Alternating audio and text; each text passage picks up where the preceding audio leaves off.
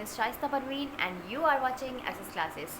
So all my dear students, today I will discuss the Biology Class 8 ICSE Board. The name of chapter is Reproduction in Plants and Animals. And today we discuss about asexual reproduction in plants. और इसके हम लोग first topic पढ़ने वाले हैं what is binary fusion. Binary fusion जो है वो एक तरीके का एसेक्सुअल रिप्रोडक्शन होता है। इससे पहले के वीडियो में हम लोगों ने पढ़ लिया है कि रिप्रोडक्शन क्या होता है, कितने टाइप्स के होते हैं रिप्रोडक्शन, और एसेक्सुअल रिप्रोडक्शन क्या होता है, सेक्सुअल रिप्रोडक्शन क्या होता है। बेसिक चीज़ों को हम लोगों ने जान लिया था। आज जो हमें टॉपिक डिस्कस करना है वो है हमारा asexual reproduction in plants. Plants में किस किस तरीके से एसेक्सुअल रिप्रोडक्शन ऑकर होता है। तो पहला है इसमें बाइनरी फ्यूज़न। हम लोग बाइनरी फ्यूज़न को पढ़ेंगे। तो पहले मैं आपको जनरली बता देती हूँ कि बाइनरी फ्यूज़न होता क्या है। तो बेटा बाइनरी फ्यूज़न जो होता है वो majority of living organism, majority of lower and organism में पाया जाता है। जैसे आप इसे बैक्टीरिया में देख सकते हो, फंजाई में देख सकते हो, एल्गी में देख सकते हो। ठीक है, ये जो डिवीज़न होता है इसमें कोई भी यूनिसेलर ऑर्गेनिज्म जो होते हैं वो अपने सेल्स को डिवाइड करते हैं। फ्यूज़न मतलब होता है टूटना, ठीक है, डिवाइड होना। तो यहाँ पर जो सेल्स होती हैं उसकी डिवाइड होती हैं, है ना, न्यूक्लियस डिवाइड होता है, और जो पेरेंट्स के से जो है ऑर्गेनिज्म, न्यू ऑर्गेनिज्म डेवलप होता है वो सेम टू सेम आइडेंटिकल होता है अपने पेरेंट्स के। मतलब इससे जो ऑफस्प्रिंग बनेगा वो अपने आइडेंटिकल होगा अपने पेरेंट्स के। बट एक चीज़ है, अब आपके बुक से इसको पढ़ते हैं कि it is a simple division of unicellular organism. जो बाइनरी फ्यूज़न होता है वो एक टाइप का सिंपल डिवीज़न है जो कि आप यूनिसेलुलर ऑर्गेनिज्म में देखोगे। यूनिसेलुलर मतलब जो सिर्फ एक सेल से बने हुए हैं ऑर्गेनिज्म, उनके अंदर इसमें दो सिमिलर डॉटर सेल जो होती हैं वो रफली इक्वल होती हैं। रफली मतलब कि साइज़ में भले इक्वल ना हो लेकिन एग्जैक्टली आइडेंटिकल होती हैं शेप में, बट शेप में वो बिल्कुल सेम होती हैं एज लाइक अपना पेरेंट्स के। इस प्रोसेस में न्यूक्लियस पहले डिवाइड होता है। सबसे पहले डिवाइड होता है न्यूक्लियस, उसके बाद डिवाइड होता है cytoplasm and then cell membrane, और उसके बाद जैसे ही सेल मेम्ब्रेन डिवाइड होती है बेटा उस वैसे ही न्यू डॉटर सेल्स जो होती हैं वो ग्रो कर जाती हैं, है ना। और ये न्यू डॉटर सेल तब तक ग्रो करती रहती हैं जब तक ये खुद डिवीज़न के लिए तैयार ना हो जाए, है ना। इस टाइप के डिवीज़न आपको देखने को मिलेगा बैक्टीरिया में, कुछ एल्गी में एंड फंजाई में। देखो किस तरीके से आपकी बुक में दिया हुआ है कि यहाँ पे 1 सेल डिवाइड हुई 2 सेल में, 2 से 4 सेल में डिवाइड हुई, 4 से 8 सेल में, 8 से फिर सो ऑन, मतलब लगातार डिवीज़न कॉन्टिन्यूसली होता रह रहा है ना। तो ये सेल बहुत तेज़ी से डिवाइड करती हैं। आपने देखा कभी खमीर वगैरह मम्मी लोग जो है मैदा वैदा सान कर उसमें बेकिंग सोडा वगैरह डाल देती हैं, है ना। तो उसके बाद क्या होता है, जो वो फर्मेंटेशन के दौरान बहुत सारे बैक्टीरियाज में, मतलब बैक्टीरिया जो हमारे लिए अच्छे होते हैं वो फर्मेंटेशन के दौरान क्या होते हैं, अपने नंबर्स बढ़ाने लगते हैं। तो नंबर्स बढ़ाने लगते हैं तो वो चीज़ क्या होती है, ग्रो कर जाती है, फूल जाता है ना। खमीर उग जाता है तो पूरा आटा क्या होता है और फूल जाता है। तो वो भी एक टाइप का एग्जाम्पल है। इसका एग्जाम्पल मैं आपको समझाने की कोशिश कर रही हूँ इस तरीके से कि देखो कितनी जल्दी वो नंबर्स को अपने बढ़ाते हैं। 1-2 घंटे बाद आप उसको देखोगे तो कितना ज़्यादा आटा हो जाएगा वो, है ना, डो हो जाएगा। फिर उसको आप लोग मम्मी डॉक करके उसको फिर बनाती है, उसका इडली डोसा वगैरह जो भी, ठीक है। सो यहाँ पर जो बाइनरी फ्यूज़न है बैक्टीरिया का दिया हुआ है, जो कि it occurs after every 20 minutes. Her 20 minutes में वो अपने सेल को इस तरीके से डिवाइड कर रहा है ना। चलो अब हम इसके कुछ देखते हैं। मैंने डायग्राम में कुछ बना कर रखा हुआ है इसका, चलो इस तरीके से देखते हैं। फॉर एग्जाम्पल अमीबा का बाइनरी फ्यूज़न का एग्जाम्पल देखो। यहाँ पर आपका ये पेरेंट सेल है ना, ये पेरेंट अमीबा है सपोज दैट, और ये इसका न्यूक्लियस है। मैंने क्या किया, सबसे पहले न्यूक्लियस डिवाइड होगा, न्यूक्लियस 2 अलग पार्ट में डिवाइड होगा। यहाँ पर क्या हुआ हमारा, ये अमीबा था, ठीक है, ये अमीबा था हमारा, है ना। तो इसका अमीबा का सबसे पहले ये न्यूक्लियस, ये पेरेंट सेल है, ये हमारा पेरेंट सेल है। और ये सब जब पेरेंट सेल ग्रो कर जाएगी फुली साइज़ में तो ये अपना क्या डिवाइड करेगी, न्यूक्लियस डिवाइड करेगी। अब देखो ये न्यूक्लियस इस तरीके से कुछ हो गया ना, इस तरीके से ये हो गया, ये अलग ये अलग। अब जब क्या होगा, न्यूक्लियस इस तरीके से हो जाएगा, है ना, उसके बाद ये प्रॉपर्ली अलग हो जाएगा अपने पेरेंट सेल से। ये न्यूक्लियस दोनों अलग हो गए, डिवाइड हो गए साइटोप्लाज्म। अब इसके बाद साइटोप्लाज्म डिवाइड होता है। न्यूक्लियस के डिवाइड होने के बाद साइटोप्लाज्म डिवाइड होता है। साइटोप्लाज्म के बाद अब देखोगे सेल मेम्ब्रेन डिवाइड हुई है यहाँ पर। उसके बाद जैसे ही सेल मेम्ब्रेन डिवाइड होती है 2 डॉटर सेल अलग हो जाते हैं। ये दोनों, इनका सारा न्यूट्रिशन इनको मिल गया। अब ये दोनों क्या करेंगे, ये दोनों क्या होंगे, ब्रेक डाउन होंगे और अलग अलग हो जाएंगे। 2 सेल डॉटर सेल्स इससे बन जाएंगी। इस तरीके का फ्यूज़न आपको देखने को मिलेगा अमीबा में, है ना। अब इसी टाइप में आप पढ़ोगे मल्टीपल फ्यूज़न भी होता है। मल्टीपल फ्यूज़न क्या होता है भाई, देखो फ्यूज़न बेसिकली जो है वो 2 टाइप का होता है, binary fusion and multiple fusion, है ना। अभी आप लोग को इतना डिटेल में पढ़ना नहीं है तो मैं इतना डिटेल में जा नहीं रही हूँ। तो देखो कुछ टाइम्स अगर कभी कभार ऐसा भी होता है, कभी कभार ऐसा होता है कि भाई सेल्स जो है उनको प्रॉपर्ली न्यूट्रिशन नहीं मिल रहा है या प्रॉपर्ली उनको ऐसी कंडीशन नहीं मिल रही है जहाँ पर वो अपनी संख्या को, नंबर्स को बढ़ा पाएँ। तो ऐसे में होता क्या है कि जो सेल्स होती हैं, ऑर्गेनिज्म की जो सेल्स होती हैं, वो अपने चारों तरफ एक आउटर कवरिंग बना लेती है, एकदम हार्ड कवरिंग बना लेती है। उस कवरिंग को हम लोग बोलते हैं सिस्ट। और उसी के अंदर वो अपने नंबर्स को बढ़ाती रहती तब तक बढ़ाती रहती हैं जब तक उनको फेवरेबल कंडीशन ना मिल जाए, मतलब ऐसी कंडीशन ना मिल जाए जहाँ पर वो अपना जो है नए ऑर्गेनिज्म को प्रोड्यूस कर पाए। तो जब इनको ऐसी, जैसे ही इनको ऐसी कंडीशन मिलती है जहाँ पर फेवरेबल कंडीशन हो जाती है, मतलब इनको लाइट वाटर ये सब कुछ अच्छे से मिलेगा, तो ये अपना नंबर की अपनी सेल्स, इनकी जो सेल सिस्ट होती है, सिस्ट वॉल, वो फट जाती है और उसमें से बहुत सारे न्यू ऑर्गेनिज्म निकल आते हैं। इसको आपकी बुक से एक बार देख लेते हैं। इसमें आपका एग्जाम्पल दिया है मल्टीपल फिजन प्लाज्मोडियम में। Sometimes particularly during unfavourable condition, जब कभी किसी सेल को अनफेवरेबल कंडीशन दी जाती है, जैसे कि मैंने बताया, तो अपने चारों तरफ एक सिस्ट की वॉल बना लेता है, एक हार्ड कवरिंग बना लेता है, जिसको मैं बोल रही हूँ सिस्ट। ठीक है, उस हार्ड कवरिंग को, उस प्रोटेक्टिंग कोट को ही हम लोग सिस्ट बोल रहे हैं। जिसमें चारों ओर ये सेल क्या आपको दिखाई दे रहा है ना, यही हमारा सिस्ट है, ये क्या है, हमारा सिस्ट है। ठीक है, तो सेल जो होती है डिवाइड करती है many times with in cyst. इसी सिस्ट के अंदर सेल देखो कितनी बार डिवाइड करती है, 1 2 3 4, कितनी सारी सेल्स इसके अंदर दिखाई दे रही हैं आपको, है ना।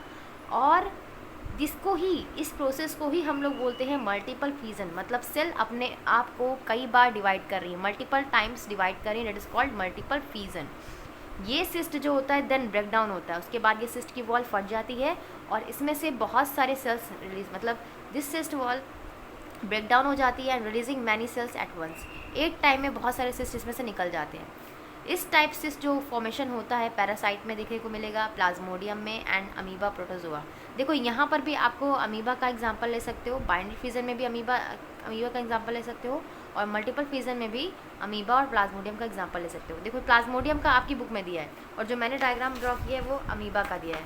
अमीबा का यही बाइनरी फ्यूजन था और ये जो है वो डायग्राम है मल्टीपल फ्यूजन का। यहाँ पर अमीबा को क्या है, सबसे बहुत अच्छे से खाना पीना सब कुछ मिल रहा है, फेवरेबल कंडीशन मिल रही है, तो अपने न्यूक्लियस को डिवाइड कर ले रहा है, ईजिली डिवाइड कर ले रहा है। बट जब यही कंडीशन हार्ड कर दी जाए उसके लिए, मतलब उसके लिए अनफेवरेबल कंडीशन बना दी जाए, तो अमीबा क्या करेगा, तो अमीबा कैसे डिवाइड करेगा, तो अपनी सेल को वो मल्टीपल फ्यूजन के थ्रू डिवाइड करेगा। कैसे, ये पेरेंट अमीबा था, है ना, तो जब इसको अनफेवरेबल कंडीशन दी जा रही है तो ये अपने चारों तरफ एक हार्ड कवरिंग बना ले रहा है, जिसको हम सिस्ट बोल रहे हैं, और इस सिस्ट के अंदर ही अपने आप को कई बार डिवाइड करेगा, अपनी सेल्स को बहुत बार डिवाइड करेगा।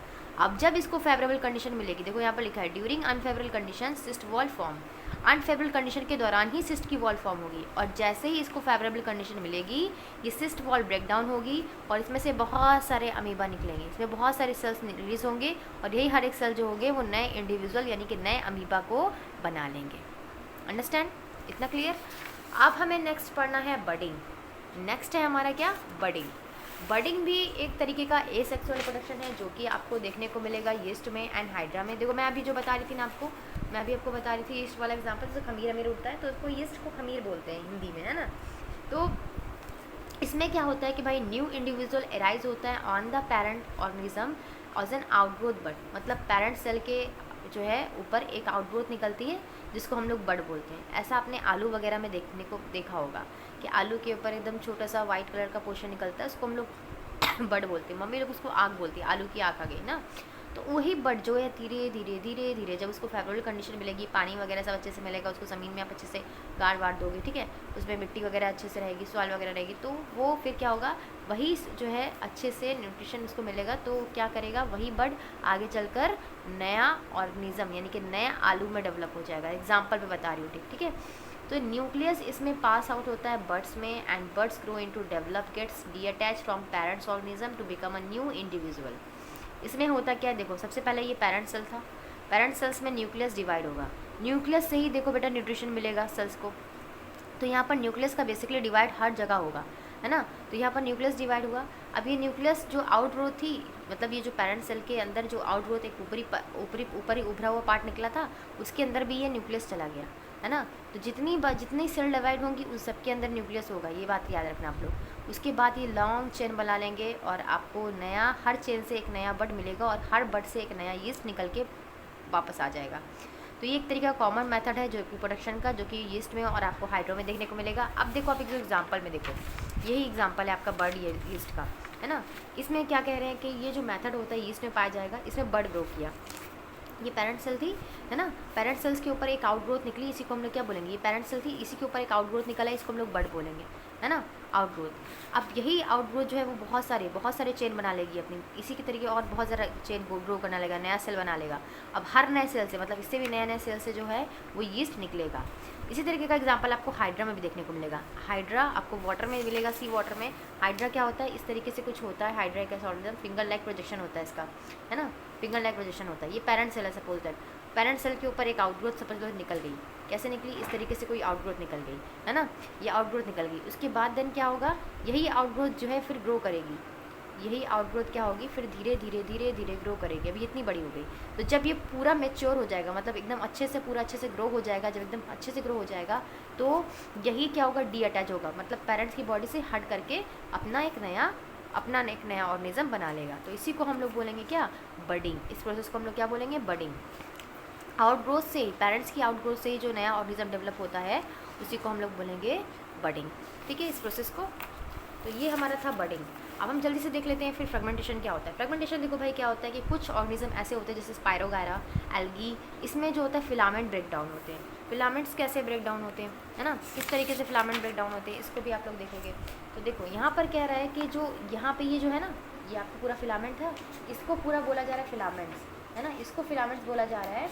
और इसी से टूट करके नए बनेंगे फ्रेगमेंट्स, इसमें बनेगा फ्रेगमेंट। ओके, तो जब ये नए फ्रेगमेंट जो जितना भी टूटेगा, ब्रेक डाउन होगा, उसी से हर एक नए पार्ट से नया फ्रेगमेंट बन जाएगा, नया फिलामेंट बन जाएगा, नया स्पायरोगायरा बन जाएगा।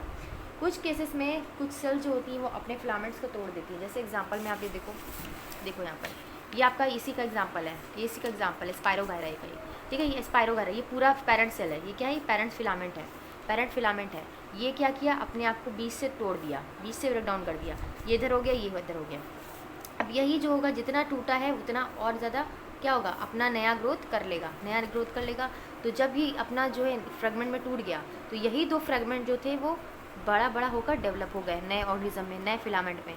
इसी तरीके से मैं बोल रही हूँ ना कि इस तरीके से मतलब अपने आप को ब्रेक डाउन करके हर नए फिलामेंट से एक नया जो है बन जाएगा ऑर्गेनिज्म। तो इस टाइप का आपको रिप्रोडक्शन देखने को मिलेगा स्पायरोगायरा में। आप देख सकते हो किस तरीके से इंडिविजुअल इसमें ग्रो कर रहा है कि पेरेंट सेल जो होती है वो डिवाइड हो रही है बीच से फ्रेगमेंट में, और यही फ्रेगमेंट आगे चल के नया फिलामेंट बना लेंगे, नया स्पायरोगायरा बना लेंगे। बहुत ईजी था ये। अब हम देखेंगे स्पोर फॉर्मेशन। देखो स्पोर फॉर्मेशन देखो बेटा किस में देखने को मिलेगा।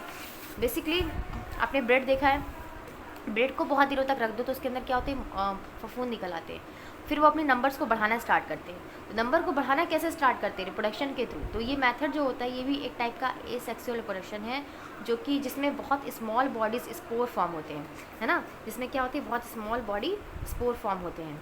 एंड ये जो कवर्ड होते हैं बाई हार्ड प्रोटेक्टिव कोड, जिसे हम लोग कॉल्ड प्रोटेक्टिंग सेल्स और अनफेवरेबल कंडीशन।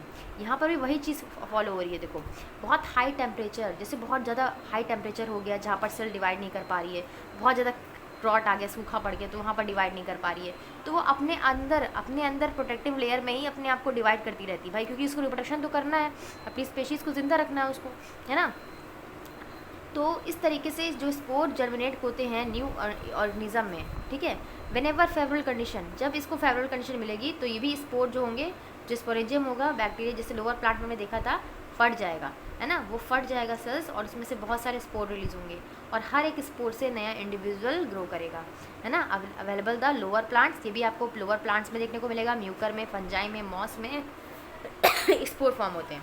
किस तरीके स्पोर फॉर्म होते हैं मैं दिखा रही हूँ आपको, एग्जाम्पल है इसका। देखो ये देखो डायग्राम ड्रॉ करके रखा है मैंने, यहाँ पर भी आपको दिया हुआ डायग्राम आपकी बुक में भी। ये जो है ये क्या है, ब्रेड के मोल्ड पर लगे हुए हैं, इसको बेसिकली हम लोग हाइफा बोलते हैं, हाइफा या हाइफी बोलते हैं, ठीक है, इसको हाइफी बोलते हैं, ये जो ये वाली कोर्स है।